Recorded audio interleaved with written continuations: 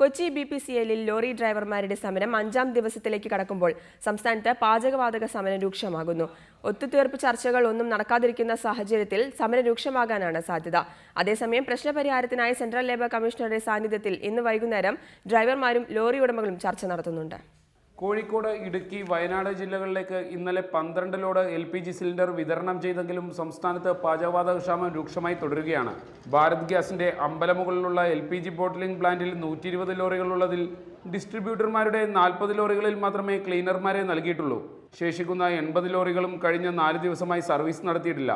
Lorry ഉടമകൾ ക്ലീനർമാരെ നൽകിയാൽ മാത്രമേ സമരം അവസാനിപ്പിക്കൂവെന്ന ഉറച്ച നിലപാടിലാണ് ഡ്രൈവർമാർ. എന്നാൽ ഡ്രൈവർമാർ സമരം അവസാനിപ്പിച്ചാൽ ചർച്ച നടത്താമെന്ന് ജില്ലാ ഭരണകൂടവും നിലപാട് സ്വീകരിച്ചിരിക്കുകയാണ്. ഇതോടെ പ്രശ്നം രമ്യമായി പരിഹരിക്കാൻ കഴിയാത്ത സ്ഥിതിയാണ്. ഇന്ന് വൈകുന്നേരം 4 മണിക്ക് ഡ്രൈവർമാരും ലോറി ഉടമകളും സെൻട്രൽ ലേബർ കമ്മീഷണറുടെ സാന്നിധ്യത്തിൽ ചർച്ച നടത്തും. ചർച്ചയിലൂടെ പ്രശ്നം പരിഹരിച്ചാലും ഭാരത് ഗ്യാസിന്റെ പാചക വിതരണം പൂർവ്വസ്ഥിതിയിലെത്താൻ ആഴ്ചകൾ വേണ്ടിവരും. റിപ്പോർട്ടർ, കൊച്ചി.